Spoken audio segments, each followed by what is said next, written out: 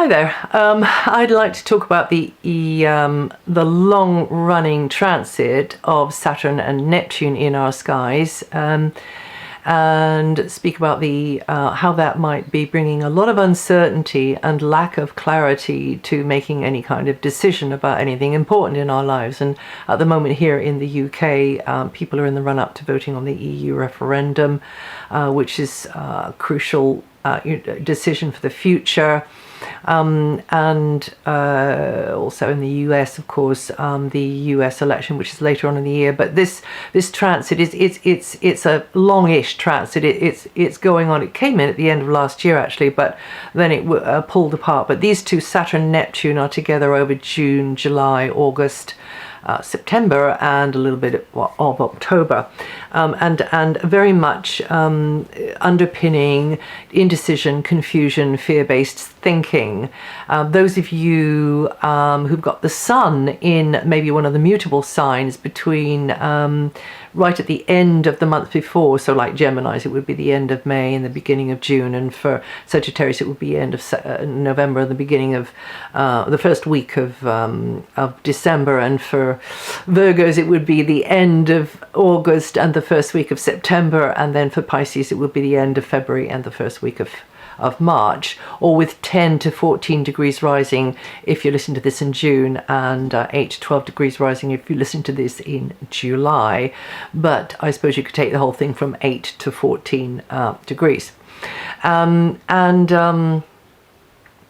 you'll be feeling that the most on your sun, but of course any of the signs could have a planet or an important point at those degrees and feeling that. So it's difficult to know. But this energy around this vibrational weather system, if you like, means that it's very easy to have the wool pulled over our eyes, or indeed somebody honestly believes what they're saying.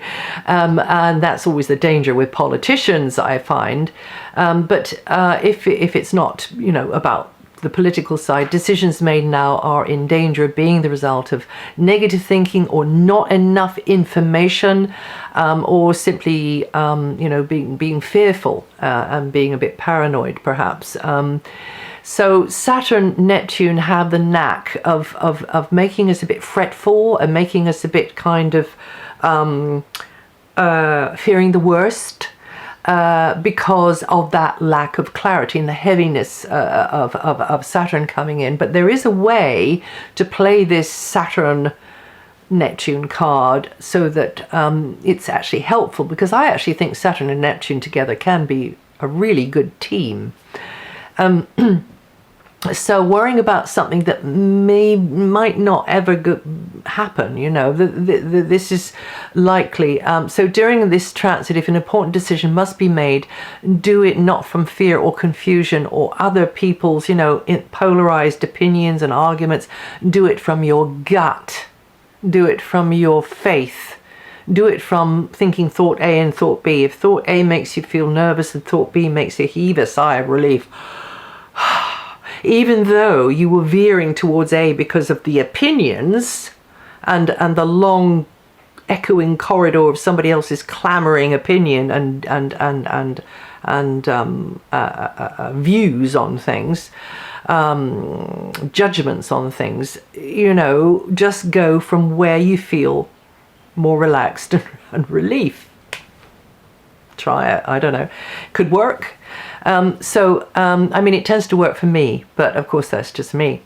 And so anyway, I just thought I'd mention this, it could have quite an influence, because from guidance, you see, and many people get guidance, especially those who've developed, to open up to this sort of level, we could say, in maybe the dimension beyond ours, or dimensions beyond ours, of intelligence. It's like intelligence, and it's loving, expanded awareness. And many people, anybody can hear this actually, but many years ago I started to get this sort of message that we're coming more into the collective time now. We're coming at last into the time when we integrate more and more, and we're becoming more able to understand how to look after each other and how to cooperate with each other and just get on with each other. We're coming into the age of inclusion. So we're leaving a very, very, very many thousands of years of isolationism. So that was kind of last year's class, or last epoch's class. And now the new epoch, the new era, is the time of figuring out how to be unique in our contribution at the same time as collaborating, and less and less divisions. However, the uniqueness and the creativity is still very individual to each person, but also to each country, we could say. So it's not about assimilation, and it's not supposed to be about a takeover or a merger. It's supposed to be about understanding how we are, and this is going to sound like a cliche, stronger together, as long as we've got it organized right. And just getting back to Britain and the EU, Britain has never turned away from a fight. I don't think. Well, I mean, my history is not as good as somebody who was born in this country, but I'm pretty sure, that's true. And in a way, jumping ship and not staying in and fighting out what this country actually needs from the EU is a bit of a, I'm going to say it. It might be construed as a bit of a cop-out. But I think it's going to be a really tough road either way, actually. I'm looking at the astrology again. I've looked at the chart of the EU and the sort of the what's going on with the UK chart as well, and it actually does look pretty tough both ways. However, one way is, it's a bit like a labour giving birth to a child. At least you know that after all of the grueling experience, that little baby is going to come into the world, this new life. So staying in would be like that. It would be maybe more creative because there is a new life there. And really we are right at the cutting edge and, helping to steer the great ship of the EU. And shaping things, because this is very, very, very new. The EU is a little tiny infant. To get back to the baby, it's only 40 odd years old.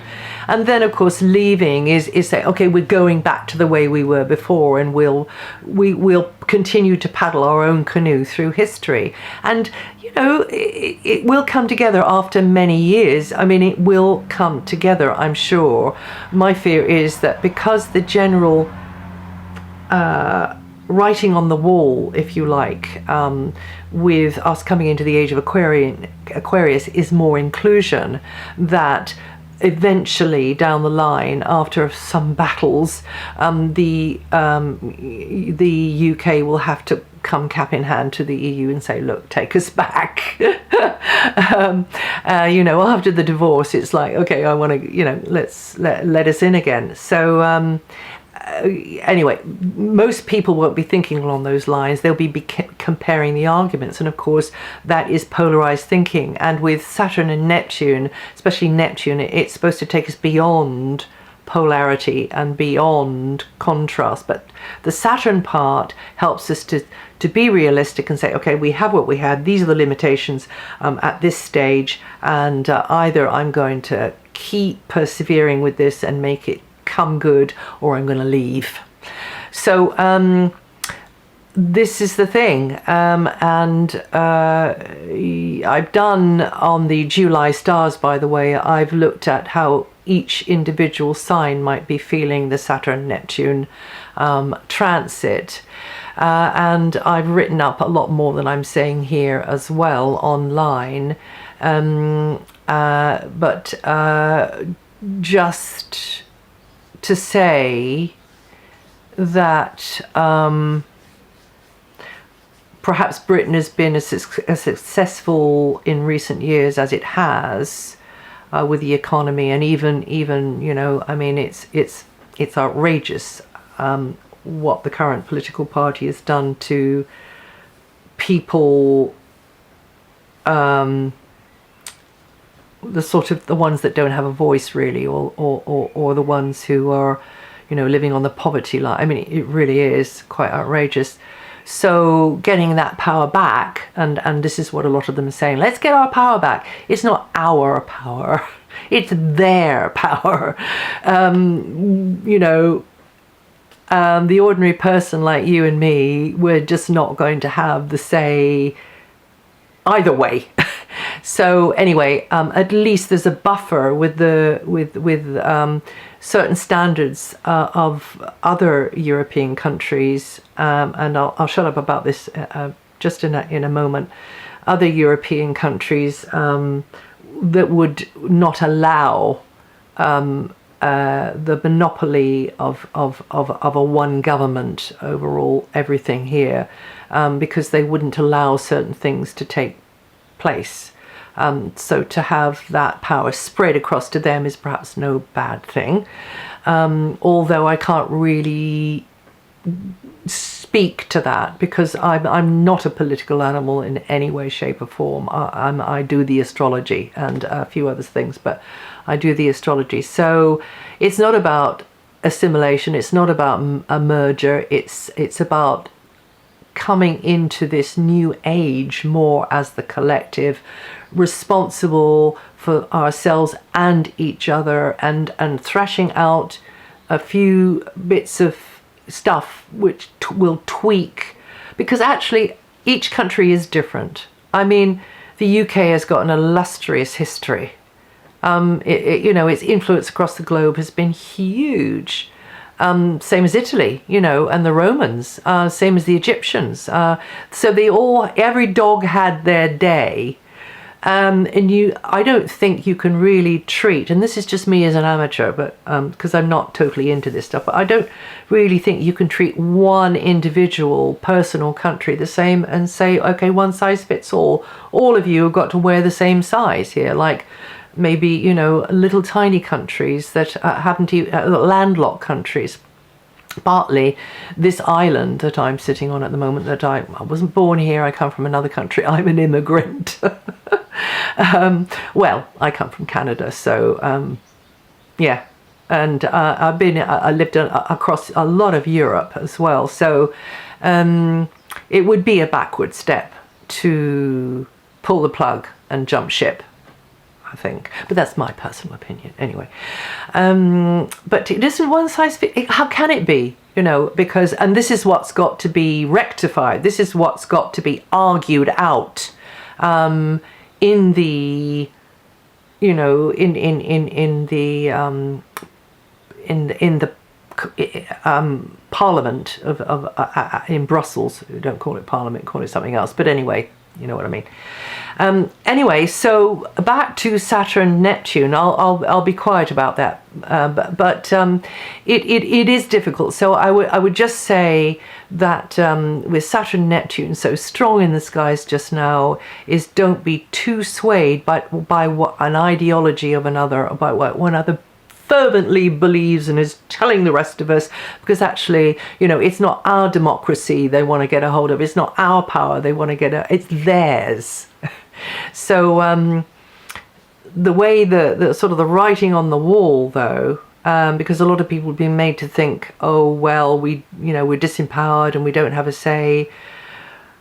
I mean, when was the last time that you had a say and against anything that your government, and this is probably talking to people in the UK, decided? Okay, so right, that's all I want to say really. This is, as I say, written up on my website DianaGarland.com, and I'll see you on the other side. Bye for now.